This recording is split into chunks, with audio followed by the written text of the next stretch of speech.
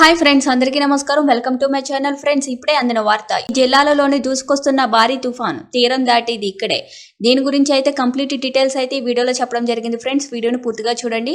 అలాగే ఛానల్ అయితే ఇప్పటి వరకు ఎవరైతే లైక్ చేయలేదో దయచేసి లైక్ చేసి సబ్స్క్రైబ్ చేసుకోండి. ఫ్రెండ్స్, ఇంక లేట్ చేయకుండా వివరాలకు అయితే వెళ్ళిపోదాం. బంగాళాఖాతంలో ఉపరితల ఆవర్తనం ప్రభావం వల్ల ఏపీలో పలు జిల్లాలలో ఓ మోస్తారు నుంచి భారీ వర్షాలు కురుస్తున్నాయి.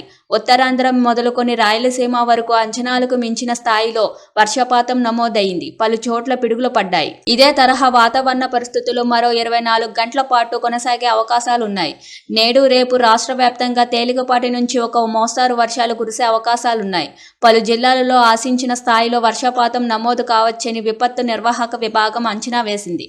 రాష్ట్ర వ్యాప్తంగా పలు జిల్లాలలోని చెదురుమదురుగా వర్షాలు కురుస్తున్నాయని, ఉరుములు మెరుపులతో కూడిన వర్షపాతం నమోదవుతుందని విపత్తు నిర్వాహక విభాగం పేర్కొంది. బలమైన గాలులు వేస్తాయని, కొన్ని చోట్ల పిడుగులు పడే ప్రమాదం ఉన్నందున ప్రజలు అప్రమత్తంగా ఉండాలని సూచించింది.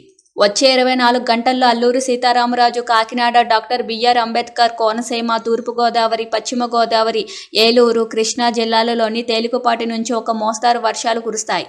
అలాగే శ్రీకాకుళం, విజయనగరం, పార్వతీపురం, మన్యం, విశాఖపట్నం జిల్లాలలోని చెదురుమదురుగా వర్షపాతం నమోదవుతుంది. అనకాపల్లి, ఎన్టీఆర్, గుంటూరు, బాపట్ల, పల్నాడు, ప్రకాశం, కర్నూలు, నంద్యాల, కడప, అన్నమయ్య, రాయచోటి, చిత్తూరు, తిరుపతి జిల్లాలలోని చిరుజల్లులు పడే అవకాశం ఉంది. అక్కడక్కడ భారీ వర్షపాతం నమోదయ్యే అవకాశాలు లేకపోలేదని ఎస్డీఎంఏ అభిప్రాయపడింది. పిడుగులు పడే ప్రమాదం ఉన్నందున ప్రజలు అప్రమత్తంగా ఉండాలని ఎస్డీఎంఏ విజ్ఞప్తి చేసింది.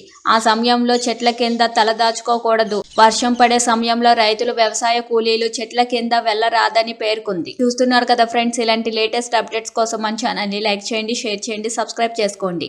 అలాగే బెల్ ఐకాన్ని ప్రెస్ చేయండి. Thank you for watching this video.